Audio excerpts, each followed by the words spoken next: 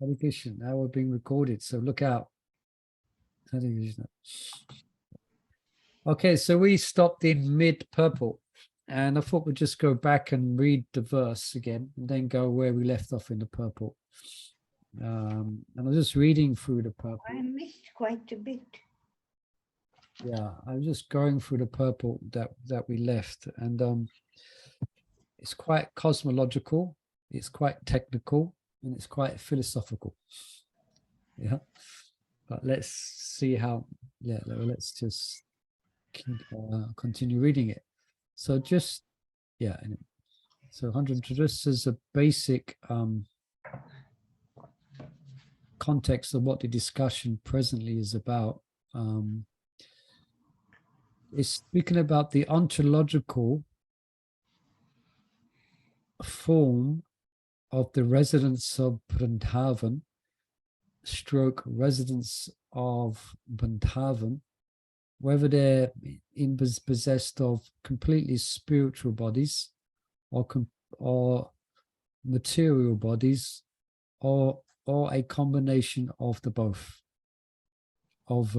So that's what's discussed here by Gopi Paranadhana, and that's been described in the verses. And interesting, I think Mother Chandravali has mentioned this pastime a few times in our readings. Here we hear in this text 112,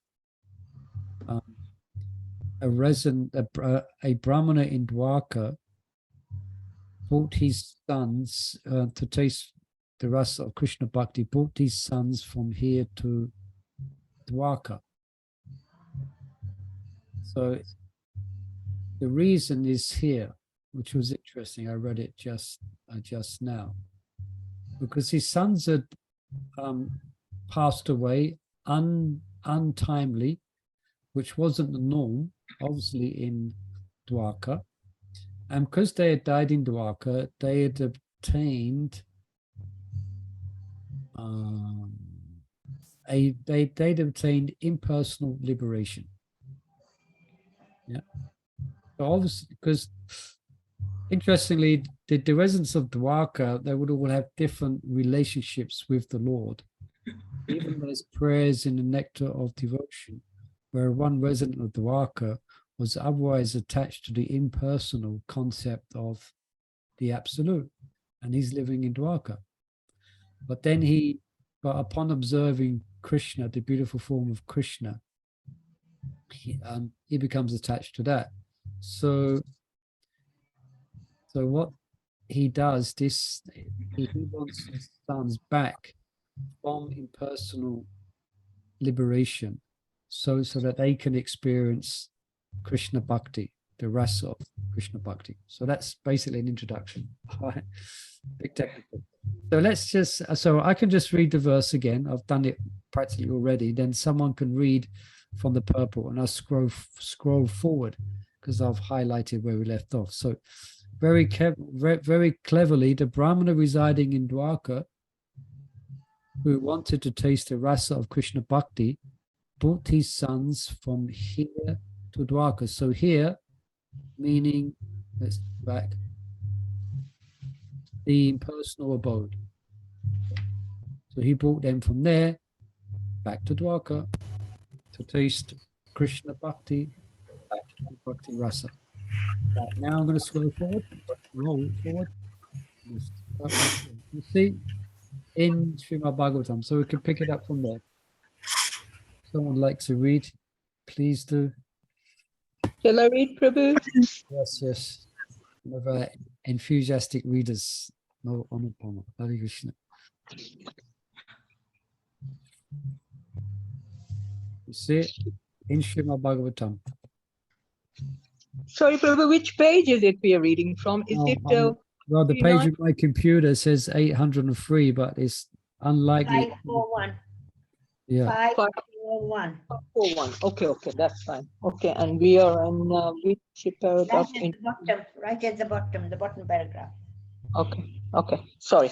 In Srimad Bhāgavatam 10:47-37, in the message Uddhava carried to Vrindavan, the Lord told of the same incident in a similar way. Although some gopis had to stay in the cowherd village and were unable to join the rasa dance sport with me at night in the forest, they were fortunate nonetheless, for they attained me by thinking of my potent pastimes. Similar to this regaining of spiritual identity by the gopis was the liberation of Shishupala and Dantavakra. When these former gatekeepers of Lord Narayan's kingdom were killed by Sri Krishna, the curse against them by Sanaka and his brothers ended, and the souls of the former gatekeepers were seen to merge into Krishna's effulgence. This apparent merging, however, was not actually Sayuja Mukti, because for these two persons, who were devotees of the Supreme Lord and even residents of Vaikuṇṭha, impersonal liberation would have been the worst misfortune. In the Bhāgavatāmṛta 7.147, Narad Muna describes what really happened to Shishupala and Dantavakra. These two associates of Lord Vishnu, Jaya and Vijaya, maintained a feeling of enmity for a very long time. Because I was always thinking of Krishna in this way, they regained the shelter of the Lord, having returned back to Godhead. This fulfilled the word of Lord Vishnu, when Jaya and Vijaya, cursed by the 4 Kumaras, were about to fall from their home in Vaikuṇṭha. Lord Vishnu assured them they would return to his abode after only 3 lifetimes. And so Jaya and Vijaya gave up their material bodies to resume their posts and their spiritual bodies as eternal servants of the Lord. Yeah, just a little pause here.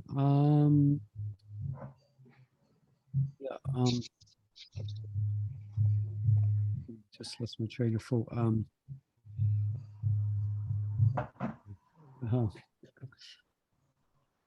Yeah, and it's just slipped my mind. I just had a phone call just now with devotee in Wales about their worship. Mine was a bit distracted, but let me see if I can call. Yeah, that was the point. Excuse me, Hare Krishna.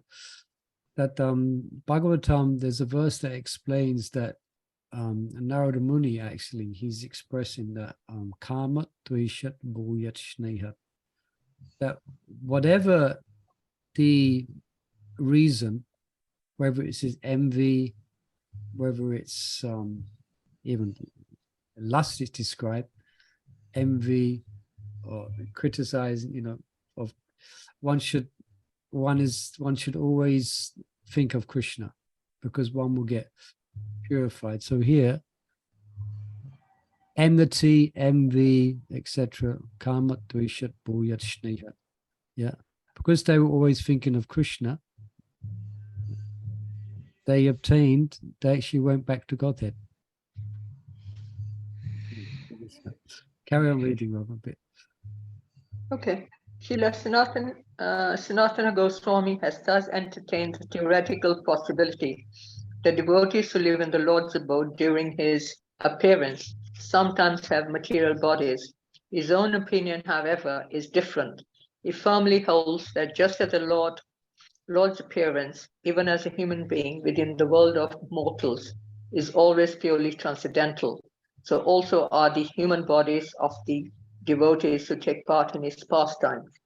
When these devotees appear or disappear, they are either responding to the needs of the pastimes of the beloved Lord or expressing the ecstasies of their fully blossomed prema. This is the way we should understand such phrases as putting aside their bodies, which are used in the Puranas to describe the disappearance of devotees from this world. The 3 verses cited above about the gopis who could not join the rasa dancer, Bhāgavatāmṛta 10:29-9 to 11, can thus be elucidated as follows. Those gopis at once gave up their bodies, although those bodies were gunamaya, full of all excellent spiritual qualities, and this means that as a pastime, those devotees disappeared from the sight of this world. As stated, those particular gopis were especially qualified, for they had fully achieved the Supreme Soul, having gained his association in the mood of his paramours. This indeed is in all instances, the prime cause of the gopis' perfection. Therefore, when the Bhāgavatam 10:29-11 uses the word prashina bandhana, this indicates not only that the gopis confined to their homes were released from karma and freed from material bodies, but that they achieved the special mercy of the personality of Godhead, thereby gaining release from bondage to the duties and prohibitions of the Vedas. In the same line of thought, Sri Narada states in the 4th canto of Srimad Bhagavatam, when a person is fully engaged in devotional service, he is favored by the Lord, bestows his causeless mercy. At such a time, the awakened devotee gives up all material activities and ritualistic performances mentioned in the Vedas. In speaking of the gopis locked up in their homes during the Rasa dance, the Bhagavatam says, Nirvrata Krishna Mangala, which in its most obvious sense means, by their joy, their pious karma was destroyed. But Srila Sanatana Goswami, dividing the words differently, says that Krishna's embrace within their meditation gave them such exceptional joy that their auspiciousness, symbolized by their marks of tilak, never faded. Or else, Srila Sanatana suggests, taking a different meaning of Akshina Mangala, these pious credits and their all auspicious practice of devotional service were made unshakable. And the phrase Dukkha Subha, meaning that their impious karma was removed, may also be taken to mean instead that even in such a fortunate condition, the intolerable agony of separation from the beloved destroyed quickly Asu, their effulgence bar, or alternatively, they were spared the future misfortune, Asubha, of suffering separation from Krishna upon his departure from Vrindavan for Mathura. These gopis had entered Krishna's intimate association by considering him their paramour. Sukadeva Goswami does not further elaborate on that subject in these verses because the topic is too confidential to discuss in an open assembly. The parakya mood of the gopis is told of in detail in various verses of Sri Gita Govinda, such as the one beginning Nitya Nikunja Griham Gatya. Sukadeva Goswami mentions that these gopis meditated on Krishna, Vilita Lokana, that is, with their eyes half closed, like those of yogis practicing dhyan, or understanding this figuratively, they had closed the two eyes of Shruti and Smriti. According to the statements, Shruti, Smriti, Ube, Netre, the Vedic scriptures in the forms of Shruti and Smriti are the eyes of knowledge for conditioned souls. The fully realized gopis had no more use for scriptural directions. Thus, they closed their eyes to everything external and simply focused their hearts on Krishna. Then, because they were not allowed to leave their homes to join him in the Rasa dance, they gave up their bodies. Hare Krishna. Hare Krishna. Amazing, huh? The philosophical content of that purport, and it kind of highlights the brilliance of, say, Sanatana Goswami and the different subtleties he's bringing up. So, anyway, any questions dare I ask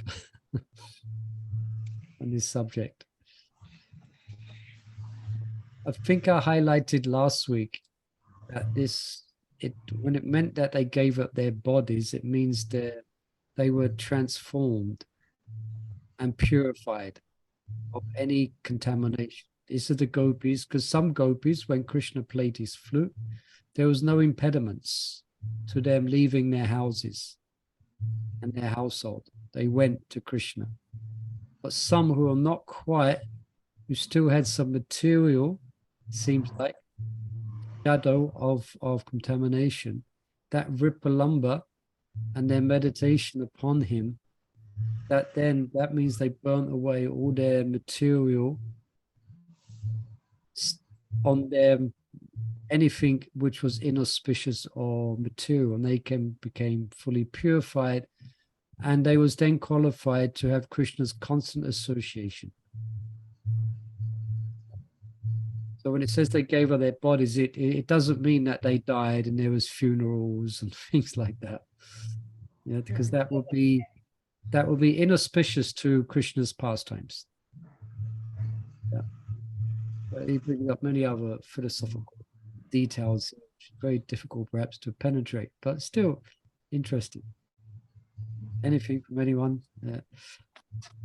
Prabhu, does that mean they close their eyes to Shruti and Smruti? That's what they said, right?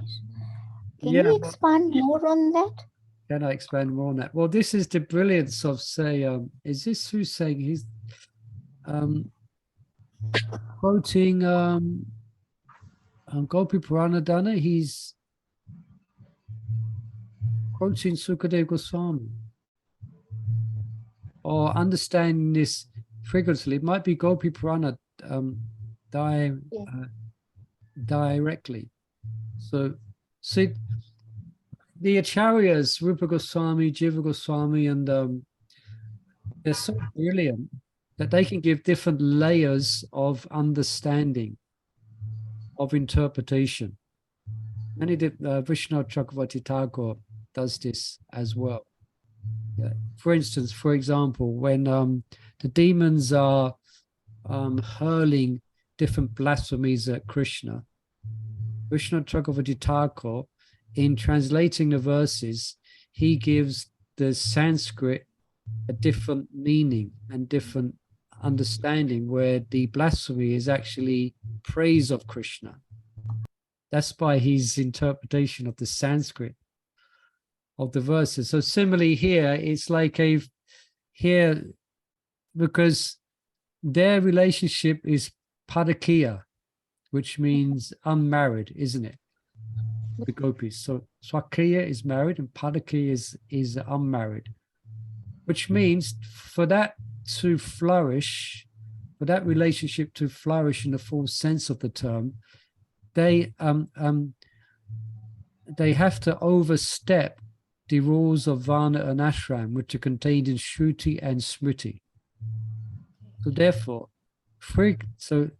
figuratively, when the gopis close their eyes, he's bringing up that actually,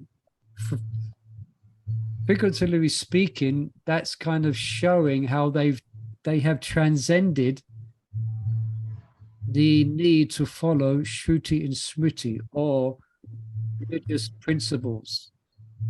Because a young girl can't go to meet, a young unmarried girl in Vedic culture can't go and meet an unmarried boy in the dead of night, considered adamic. But they, of course, Krishna's pastimes are transcendental to any mundane, not mundane, or any, what can I say, religious principles based on the material platform. So closing their eyes signifies that Shruti, so Shruti represents one eye, Smriti represents another. So Shruti is the original Vedas, Smriti is the Puranas and Itihasas, etc., which give commentary on the application of Shruti. Yeah, so it means yes, eventually they to everything external and simply focused their hearts on Krishna. Yeah, so they transcended ordinary dharma. And so it's quite brilliant that the acharyas bring that out in the closing of their eyes. They give that explanation. Oh, this means, that the gopis close their eyes. This means this is indicative of the glories of the Padakiya rasa. I mean, who could have given that purport? Just to that, the gopis close their eyes and then they expand it. Wonderful explanation. It's quite brilliant, you know. Yeah, like here, like it says, the fully realized gopis had no more use for scriptural directions. So they had no more use for Shruti and Smriti. Yes. Yeah, they focus their hearts. Thank you, Prabhu. Yeah. Anybody else? I was comparing it to, in Srimad Bhagavatam, when Krishna puts his hand on Dhruva Maharaj, and whatever little, and even Prahlad Maharaj, whatever little Material bit, contamination there may have been. Yeah. there may be, it disappears. So in the same way here, I was comparing this with that, those examples. Yeah. So meditating on Krishna, being with Krishna, whatever little bits are around would disappear, Yeah. So we can, so for instance, in our practical, we're practicing as sincerely as we can, but obviously there's some flaw in our practice, no doubt, because we are conditioned souls. But if we practice with all sincerity, then Krishna can make magic happen. At the time when we're leaving this body, Krishna can purify us of any material trace and qualify us to enter into his abode, Bhāma Vrindavan. Yeah. Yeah, how he's speaking about that first, and then he's bringing it down to the Shruti Smriti, all that, Yeah, yeah. So as the gopis, all those who associate with Krishna, they go through a process of, especially not the Nitya Siddha, but those who are attaining perfection through devotional practice, then there's a transformation of becoming spiritualized. And that we discussed in Sankalpa Kaumudi in the earlier chapters, how the devotee becomes spiritualized and eventually their subtle body becomes spiritualized. They dissolve their material body, subtle body, and have a spiritual, because you can only associate with Krishna if you have a spiritual body. Yeah. Yes, and I was understanding there's 3 types of gopis, right? Yeah. So these gopis, from what I can understand or I've heard, are the ones that were in Dandakaranya forest. Okay, yeah. Yeah. These are the ones who couldn't go, was stopped, and they needed that bit of, not purification, but that bit of going further. Yeah, very nicely remembered. Yeah, there's different groups there's the personified Vedas who also become gopis. Gopis, yes. And the sages at Dandakaranya, they were chanting the Gopal mantra, and when they saw Lord Ram, it invoked a desire to associate with Krishna. Lord Ram, and they saw Lord Ram, and they spontaneously thought of Gopal. Yeah, because he is Gopal. So they achieved. So they prayed to become conjugal, enter into the conjugal relationship as a gopi. Yeah, very nice. Yeah, so these particular gopis were coming from Dandakaranya forest when they saw Lord Ram, and they become gopis. Hare Krishna. Right, let's see what is going to happen next. It takes 113. Someone else like to read? Short purple. You can read a few verses, and if you like. I can read if nobody wants to read. Go ahead. So we are on, which one are we? 14. 13. 14, right? 13. 113. 114. 114? Sorry, I'm 113. What is Daddy doing? Whoop. She's got your phone back. Okay, yet even here you have seen the Supreme Lord in this form, because your divine Guru gave you his mercy. That mercy created in you the strong desire to see Krishna, which impelled Krishna to reveal himself. Commentary. In Mahakalpura, the same place where many come to experience impersonal liberation, Gopkumar had darshan of the beauty of Lord Mahakal Vishnu. if by the mercy of Guru and the Vaishnavas, one is eager to see the Supreme Person, nothing can stand in the way of success. Text 114. Shri Gopkumar said, O Brahmana, Lord Shiva's mercy filled me with the greatest ecstasy. I wanted to say something, but was unable because I felt too shy. Commentary. Gopkumar wanted to inquire from the Vaikuṇṭha messengers, but he couldn't say anything. Yeah, just as it just reminded me as well that yeah, Gopkumar, he's in Shiva's abode, and his first time he sees evidence from Vaikuṇṭha, and he becomes very much affected by their presence. Yeah, so he's desiring and he's curious about them, and ultimately he wants to become their servant. So he's on his way to Vaikuṇṭha. Okay, that's just the context where we left off. Yeah. So he's couldn't say anything. So he's going to get some help, I think, from Ganesh. Let's see. Carry on. Text 115. Yeah. Upon hearing Lord Shiva's words, the associates of Supreme Lord bowed respectfully before him and addressed him with great pleasure and humility. Commentary. Before explaining these reasons for having come, the visitors from Vaikuṇṭha first wanted to say something to ease Gopkumar's sorrow. This accomplished, they could then awaken Gopkumar's love of God, by which he would automatically forget his anxiety. Text 116. What's his anxiety? Anyone can say what his anxiety is? I think perhaps I'm just overthinking it. It might be his anxiety that he's too. He wants to say something, but he's too shy. Now let's just take it like that. Okay. Let's say 116. Yeah. The associates of the Supreme Lord said, O Lord Shiva, there is no difference between you and the Supreme Lord, the master of Vaikuṇṭha, nor between Gauri and Rama.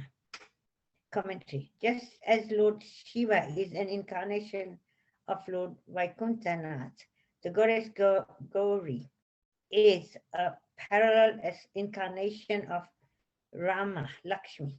Okay, and this just the associates of the Supreme Lord say, "Oh Lord Shiva, there's no difference between you and the Supreme Lord, the Master of Vaikuṇṭha, or between Gauri and Rama."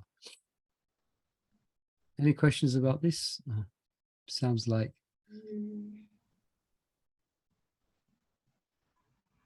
Gauri is Lord Shiva's wife, but Rama? No, it's Rama. Rama. Yeah, Lakshmi. Lakshmi. Okay. Yeah.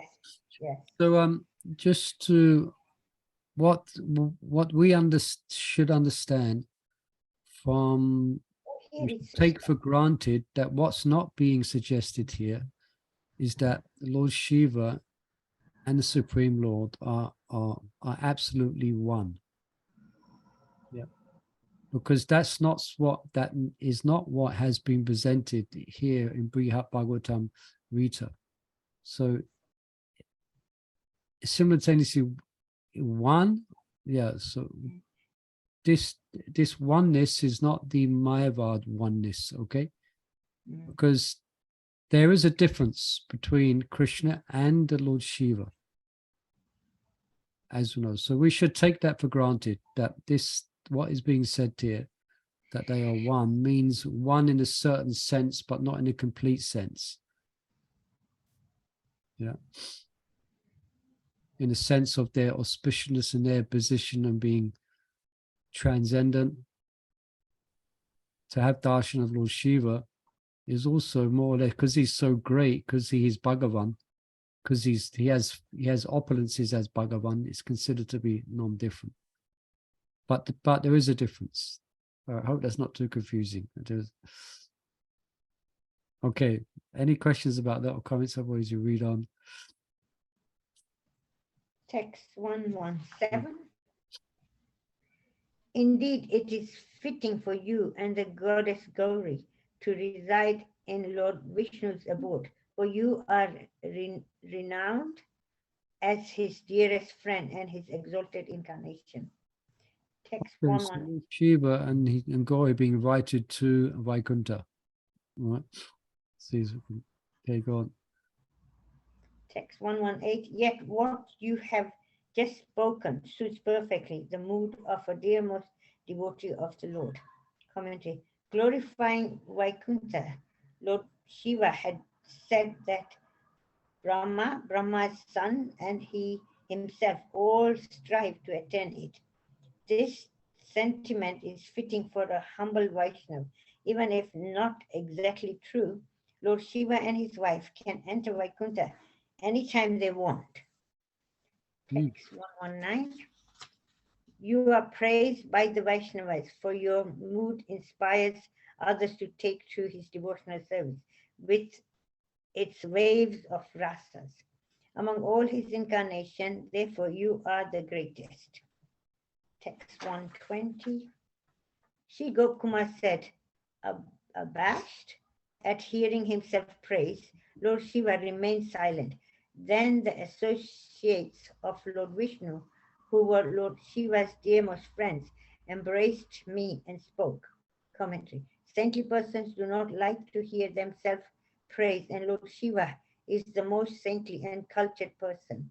Another quality of saintly persons is unconditional compassion, which the Vaikuṇṭha messengers showed towards Gopkumar. Text 121. The associates of Supreme Lord said, O worshipper of the transcendental mantra of our Lord, O beloved of husband of Uma, O son of a coward boy, indeed we count you amongst the Lord's devotees. Commentary. With these kind words, the Vaikuṇṭha Dutas assured Gopkumar that he too was fit to enter Vaikuṇṭha. In general, those who properly worship the authentic Vishnu mantra become pure Vaishnavas, and pure Vaishnavas can reside in Vaikuṇṭha. Yeah, just a note here, just to remind us that as Gopkumar is on a journey, and his subsequent education in meeting different Vaishnavas or different devotees of the Lord is creating or is directing him towards the highest realms of perfection. So it might sound a bit bold, but we're all on, I've mentioned this before, it's good to remember this as we're reading through this account, that we are also on a specific journey. Yeah, like all of us have got particular names, we got a particular body, male, female, and we reside in a particular place. And when we leave this body, we're going to go on in our spiritual life. Some of us might make it back in this life, some of us might make it back in the next life, etc., etc.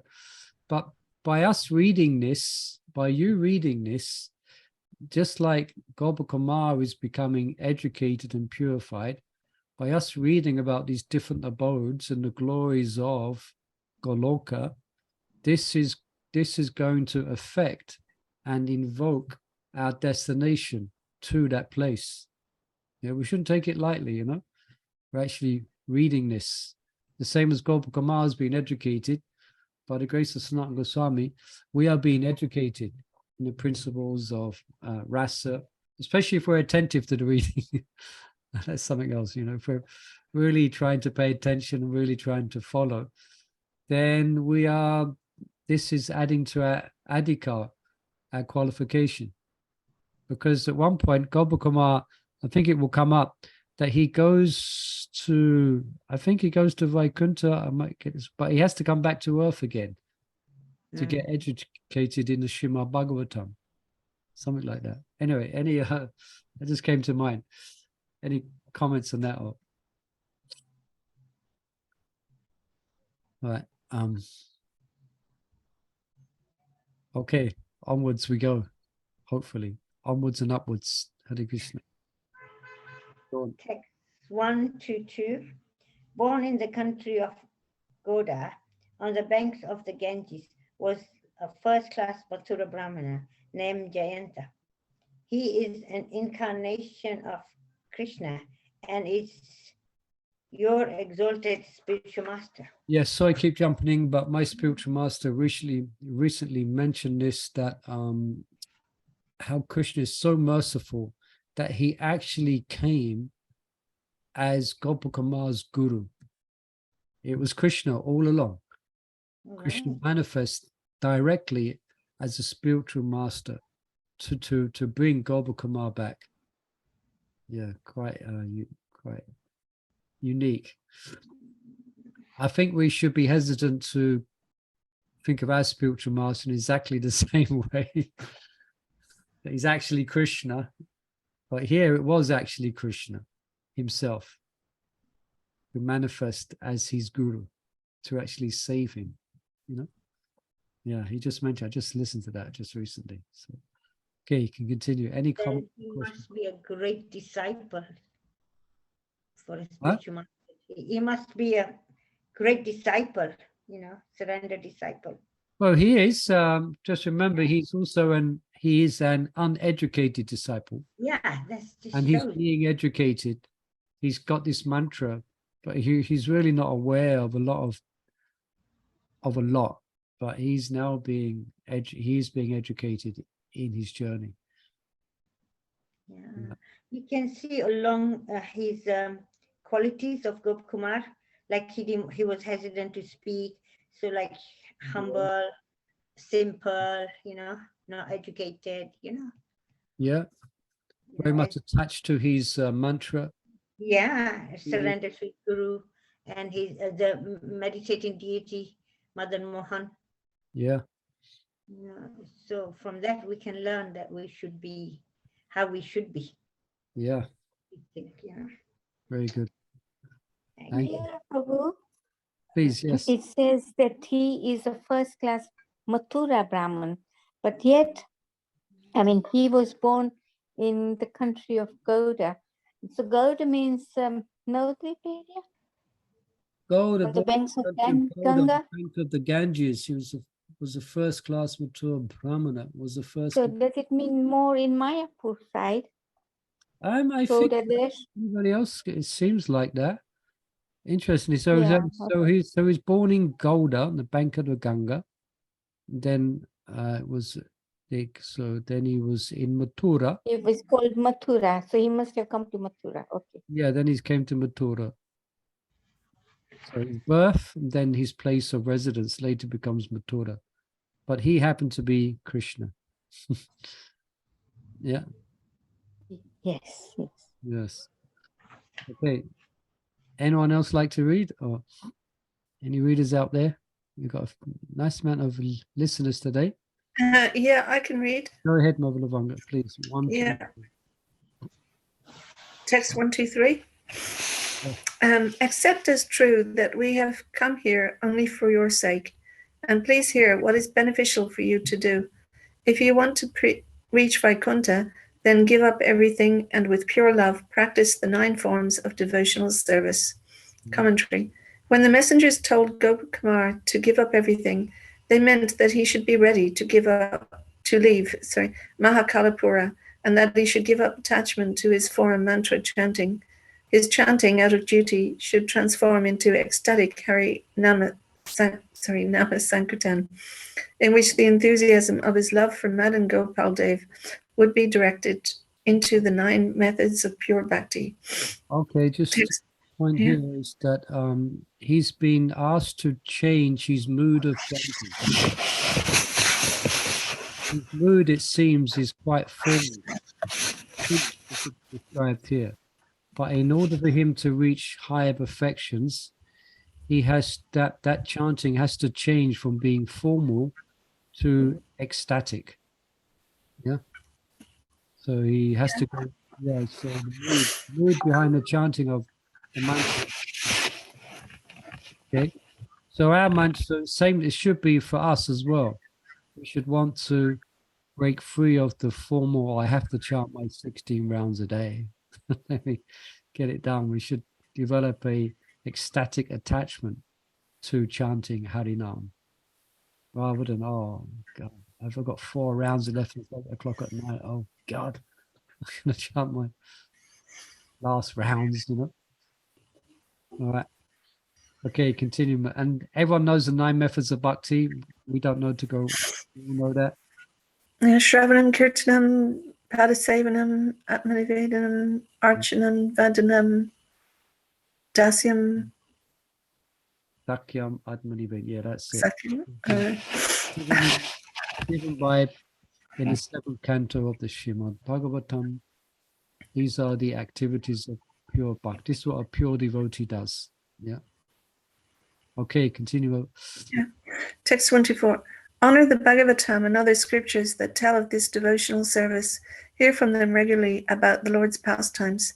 For when those narrations enter the holes of the ears and you relish them with love, they will swiftly award you the Lord's abode.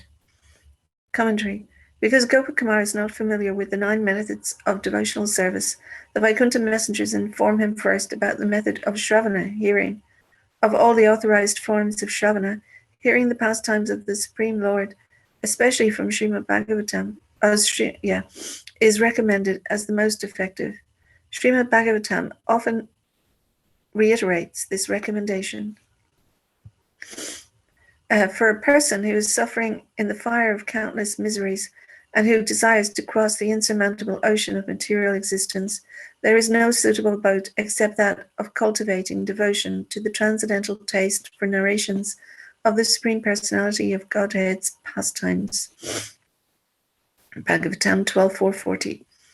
Those who drink through oral reception, their ears fully filled with the nectarian message of Lord Krishna, the beloved of the devotees, purify themselves of the polluted aim of life known as material enjoyment, and thus go back to Godhead, back to the Lord's lotus feet.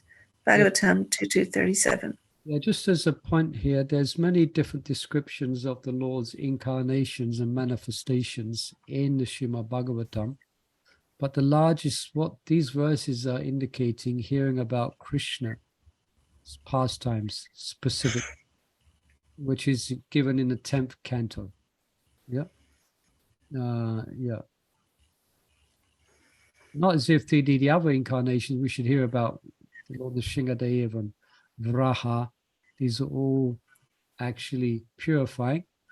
But to go back to Krishna's abode, we definitely have to hear about Krishna's pastimes as given in the 10th canto. Yeah. Okay. Yeah. Text 125. Devotional service in any one of its 9 forms is the best possible spiritual discipline and can easily award you the ultimate goal, Vaikuṇṭha. Commentary. Pure devotional service is superior to all other spiritual disciplines, jnana, karma, and so on, and therefore the goal achieved by bhakti is better than liberation, material enjoyment, and the results of any other method.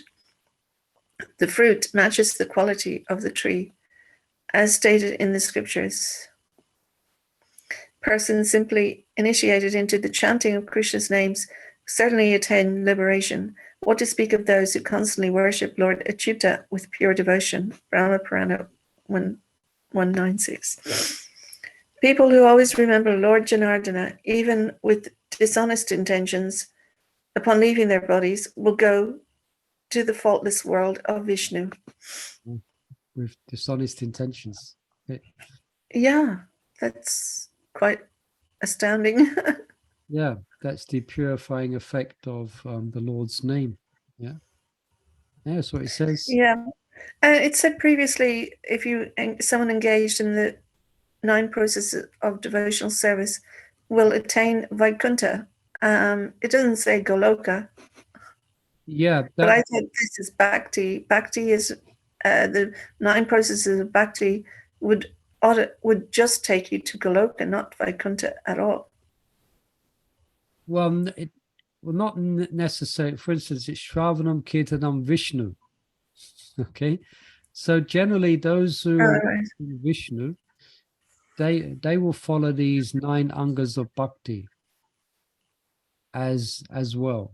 The Sri Vaishnavas will follow these hearing, chanting, serving, Yeah. praying. But they may do it like in more awe and reverence then.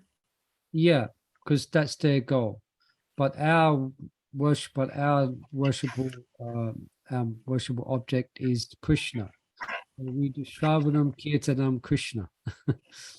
Yeah.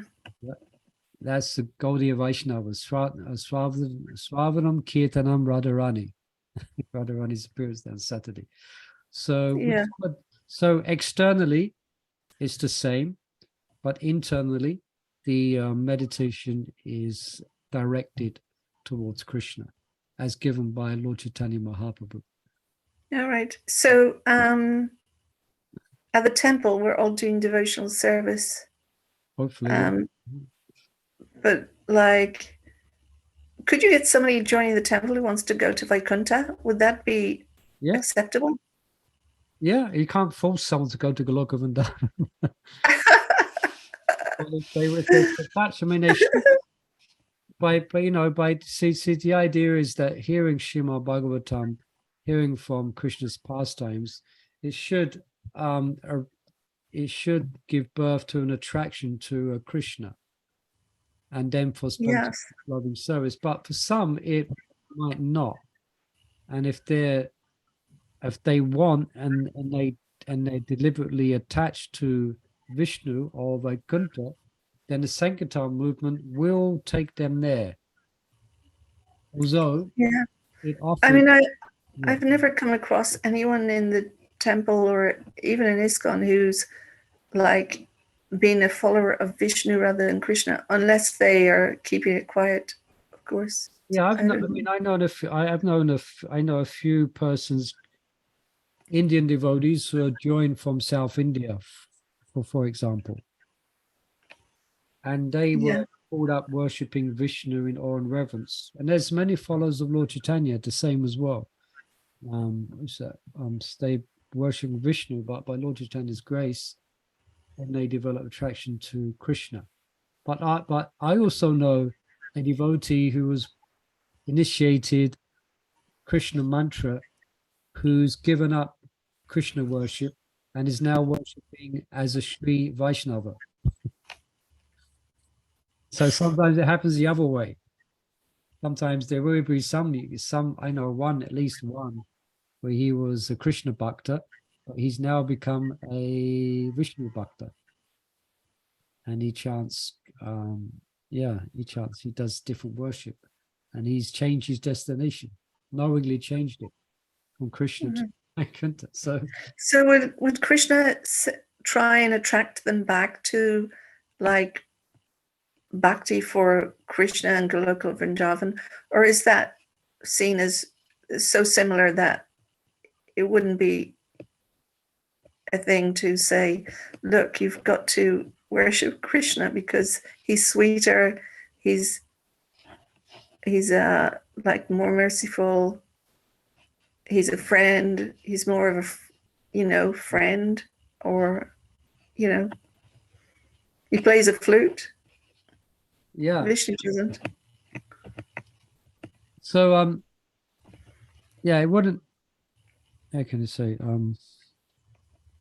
not necessarily, if one, again, because as you said, Vishnu is it is quite an achievement.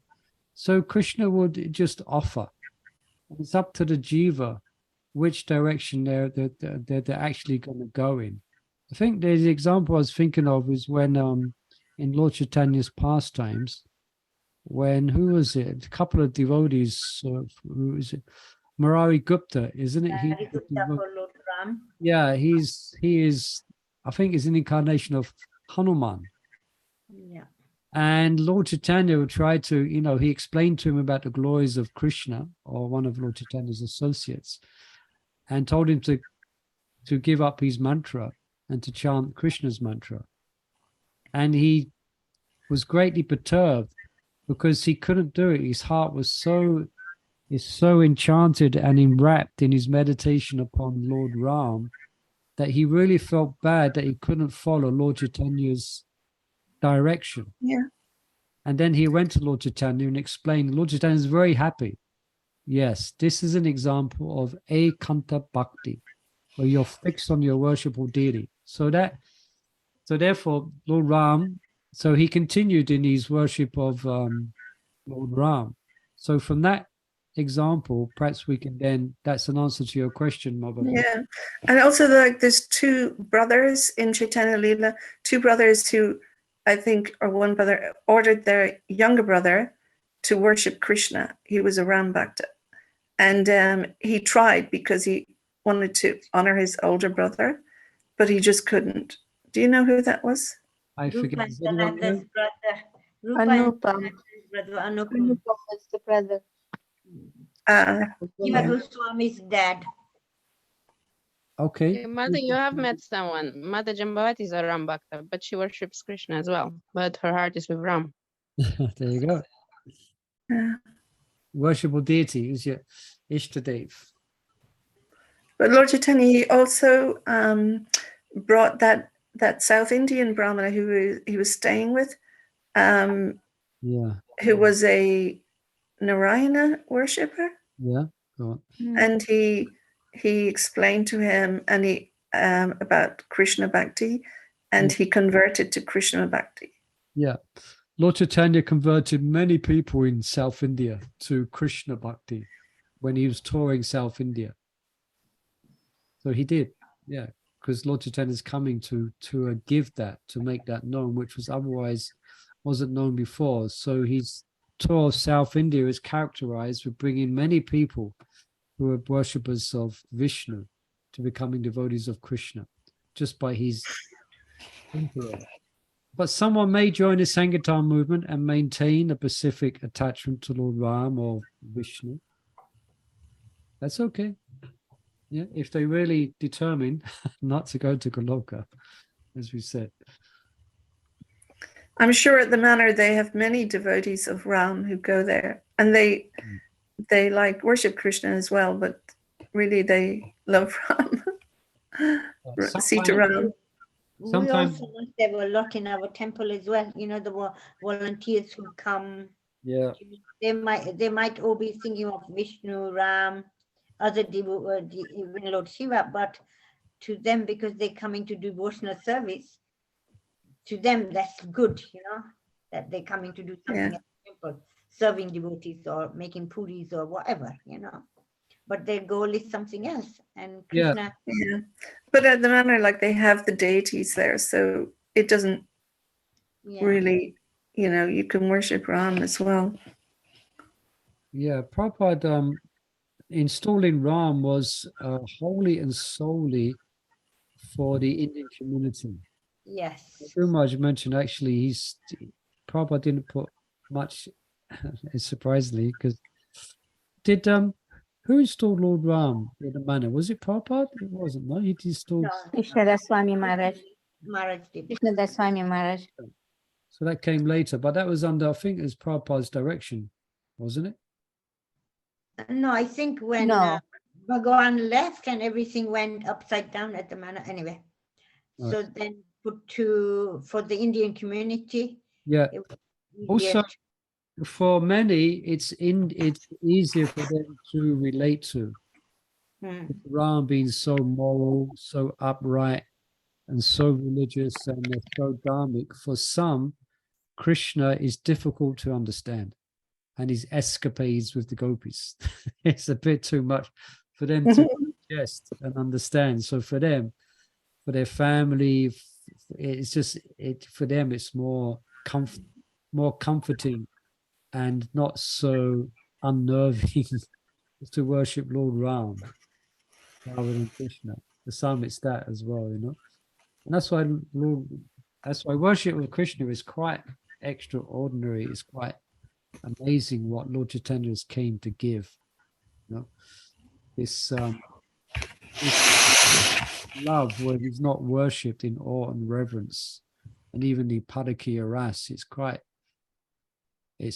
unique, you know. Yeah, anything.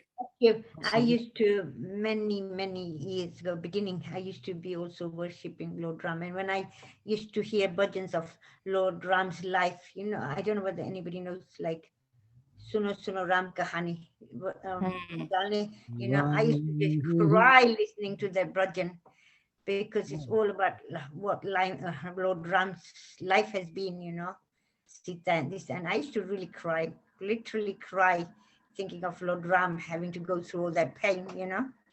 Yeah, it's I'm sure we've all had similar kind of, yeah, wonderful, yeah, we can say wonderful. That bhajan's really beautiful. But now you can hear it differently, but at those days I used to be really in pain. Yeah. So by hearing about Krishna, by taking up the chanting Krishna's name, perhaps you could say your attraction is maybe going in another direction. It's going in another direction, yes. Yeah. There is no pain, there is no there is separation, but that separation we won't understand. That is magical separation. Yes, these things, it's an important discussion we're having, because this will mean we will have a specific mood in our chanting to achieve a particular destination. And my spiritual master is mentioning this so much lately, about there has to be a specific mood which accompanies our chanting. And we're going to be discussing that next chapter of Sankarbha Kaumudi. So if you have a mood of Ram and you're chanting the Hare Krishna Maha Mantra, it will take you to Ram. You know? If you're like that, your underlying mood.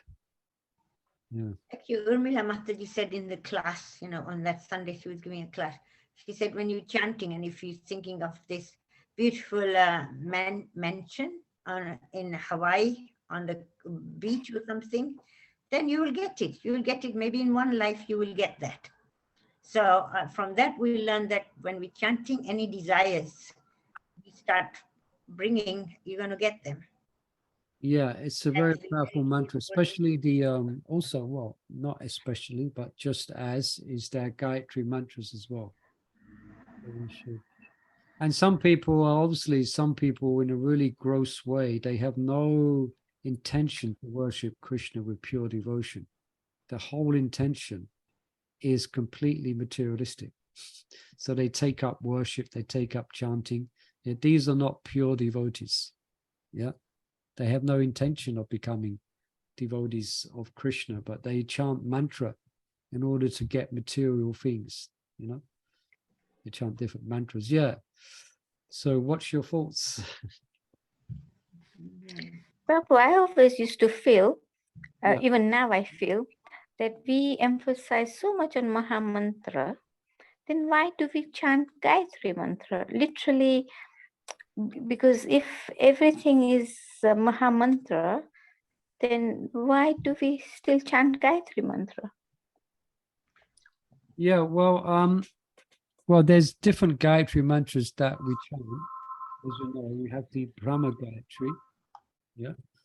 Now, these mantras, they have a goal. These Gayatri mantras, let's just say the Brahma Gayatri, because the other mantras are specific to our Gaudiya Sampradaya. Yes, yes. The Brahma Gayatri, through the lens of the Gaudiya Vaishnavas, is a meditation upon Radha and Krishna, actually. Yeah, it's actually, and therefore it helps in our spiritual development. And the other mantras, for instance, the mantras for Guru, helps us to remember Guru, who has taken us towards Krishna.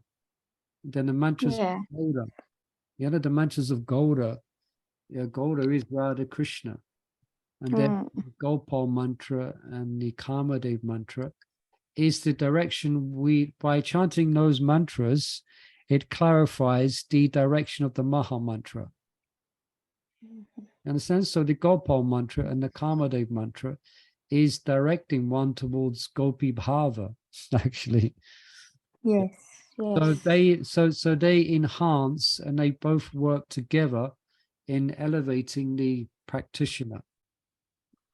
So thereby chanting the Gopal mantra, well, this whole book is about the Gopal mantra, and the Kamadev mantra, for example, it can help to clarify. It gives specific, we are asking to be attracted like the gopis are.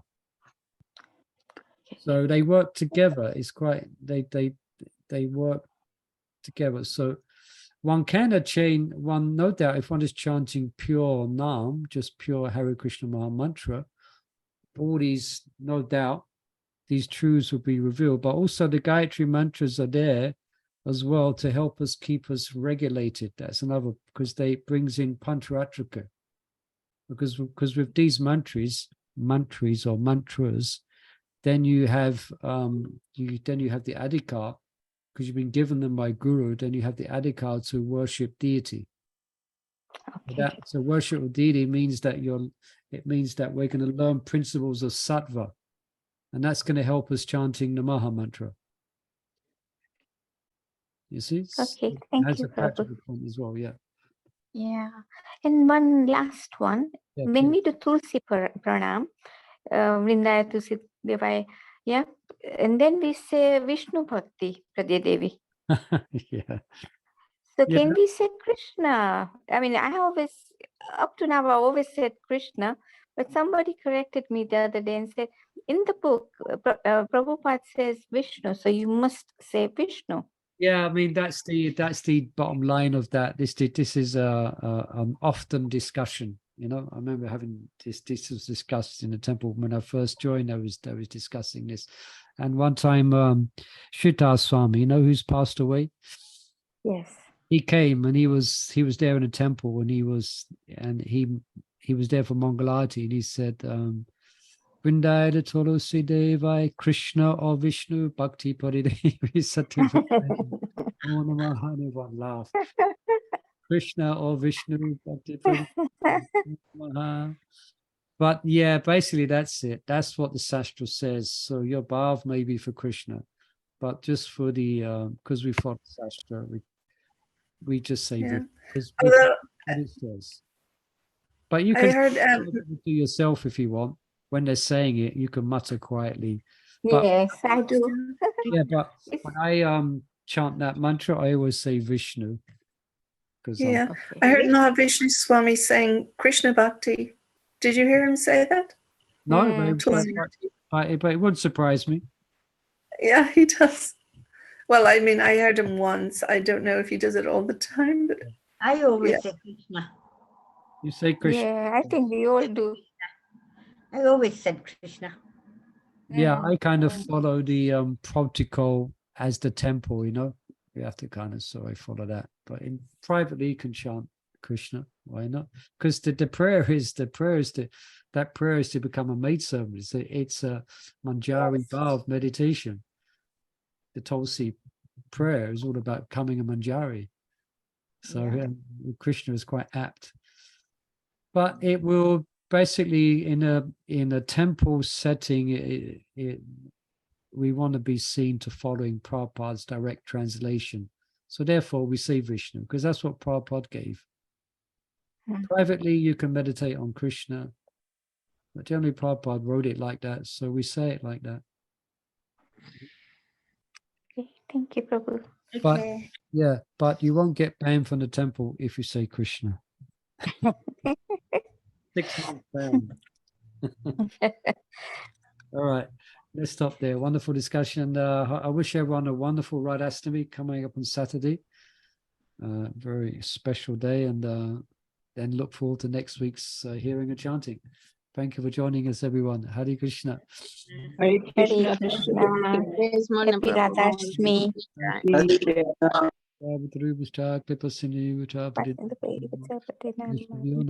Krishna. Namo Namah. Krishna.